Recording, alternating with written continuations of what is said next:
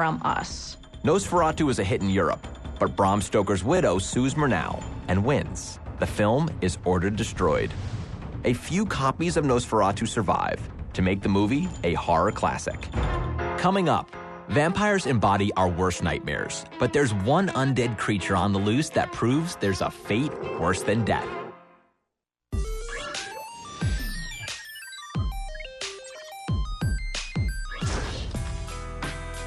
We love vampires. They have such freedom. They're completely outside the constraints of society. They can be gay, straight, bisexual, and they just don't have any fears. In the 1920s, the vampire makes its horrifying cinematic debut in Nosferatu, projecting the horrors of World War I and a defeated Germany on a big screen monster. But by 1960, our own nation is in turmoil. Fears of a communist invasion come to a boiling point in the Cuban Missile Crisis. And as America becomes a divided nation, the civil rights movement, the women's movement, and the peace movement, which are seen by many as progress, look like the end of the world to the status quo. All these demonstrations and protests really scare people who feel like their way of life is being threatened. The Cold War paranoia that had really saturated the 1950s was still very present in the 60s. The Cuban Missile Crisis was in '62, so there's a lot of anguish, a lot of fear going on there. There were assassinations and war protests. At that time, people were afraid of the communists coming to invade America. We had a crumbling economy. We had cultural infighting. We really had a time of mass anxiety. It was a perfect time for a new breed of monster to rise up from the grave. Monsters and monster movies do the chore in our society that no one else will do. They explain our anxieties to us. They make us comfortable with them. It's a great way to release our pent-up tension and fear without actually having to go through that stuff ourselves. But the 1960s are like a stake to the heart for the good old vampire. The vampire movies had gotten campy, they had gotten stale, they had gotten old. There was a youth movement, people were demonstrating in this country, there was anti-war protests. They were protesting against the establishment, and the vampires symbolized the establishment. Enter the zombie. Vampires represent economic power. Vampires represent seductive power. Zombies represent power in numbers, power that looks like a lower class revolution. There's another cultural explosion making America ripe for a zombie invasion. The Vietnam War. Vietnam really begins to take off in '64, so there's a lot of xenophobia. It was the first time we were seeing fields of corpses. It was the first time we were actually seeing the blood on television. Death rears its ugly head and is plastered all over Americans' television sets. While Americans grieve for their dead and fears of invasion grow palpable, a young filmmaker named George A. Romero is simply looking for a way to break into the movie business. George Romero was from Pittsburgh. He was an industrial filmmaker, not really much of a filmmaker at all. And he wanted to break into the film business. And the only way he could think of doing it, which was also the cheapest way, was to make a horror movie. In 1968, he sinks about $100,000 into the film that will change our perception of what zombie films are capable of. Night of the Living Dead. Night of the Living Dead is about a group of survivors. They never really say what's gone wrong in the country that's made the dead rise up and walk the earth. And this group of people is trapped in a house in the middle of nowhere. And even within the house, people die. And then they reanimate as zombies. The most chilling scene in the movie to me is when you see a young girl die.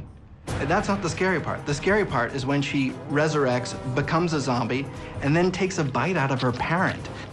It's like the ultimate transgressive sort of scare. There were zombies before George Romero, in the same way there were space movies before George Lucas. Romero did not invent zombies, he redefined them. Now, zombie movies had been around before then. Mostly we think of them as voodoo, black magic movies. With Night of the Living Dead, he gave us the way we think of zombies today, sort of the lumbering, pasty undead who are just coming for you and want to eat your brains. For the first time, it was flesh-eating, it was viral, It did not have a master, and it was global. George Romero invented the zombie pandemic. There had been vampires, there had been giant monsters. I think it's the first time that human beings were really seen as this very evil, awful, destructive force to be dealt with. He actually does something kind of ingenious, playing off that anguish and anxiety in the culture and tapping into a way of getting us to kind of recognize the horror that we really were watching on our television sets every night. Romero unleashes a mindless horde of undead on American society, and it strikes a deep chord with contemporary moviegoers. Zombies represented them and us. They're coming to get you, Barbara. They're literally coming to get you in your house. Night of the Living Dead is sort of a metaphor of the horrors of Vietnam that we were all seeing on TV at the time, but also really about race and civil rights in this country. Romero's most controversial move is hiring the best actors he could find, regardless of their race. The hero of the film is an African American. At the time, that was a really revolutionary idea. I think people must have been shocked. At that time, we weren't considered as good as white actors. So for him to have done that back then, shit, can I say that? Barely a year has passed since Nancy Sinatra and Sammy Davis Jr. shared the first interracial kiss on TV. So it's no wonder Romero's zombie movie is hailed as a watershed moment in film. You have issues in Night of the Living Dead that you'd never seen before. You had a black man slap a white woman. You had a black man tell a white man, I'm the boss up here. You had a black man being shot by a bunch of rednecks at the very end. It's a truly stunning image in a movie released just 6 months after the assassination of Martin Luther King.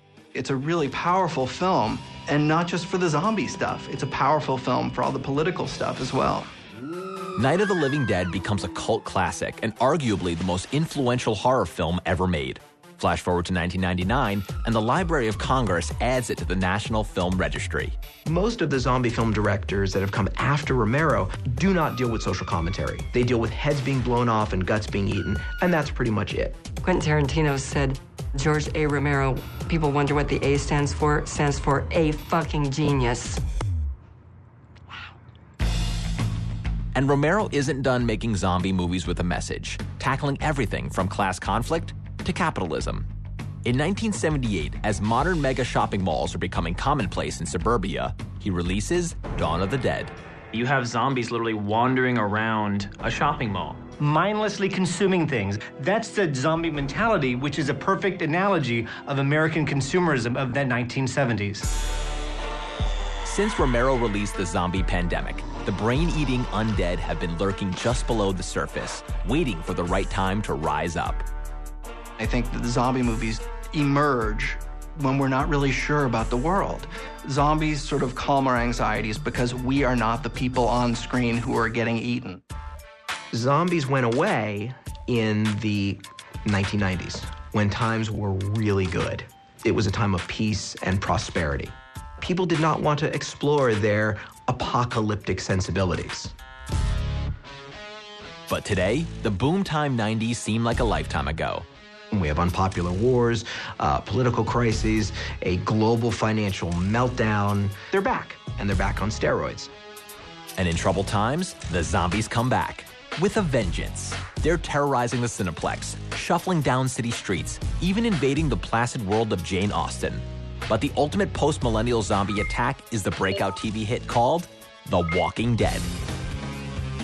The Walking Dead is set in Atlanta after some sort of apocalypse, which isn't truly explained. But basically, the dead are rising. It's the standard zombie setup. What makes it sort of the pinnacle of zombie genre so far is that it really fleshes out the characters, so to speak. I think the reason why it's really resonating right now is because of what's going on around us. The uncertainty of being a country that's fighting 2 wars at the moment, an economic crisis. The zombie genre will probably last as long as current events keep us on the edge of our seat. Zombies are a very safe way of exploring our apocalyptic fears. You have the breakdown of society, you have the government collapsing, the food running out, but because the catalyst is zombies, you can sleep at night because you know it's never going to happen.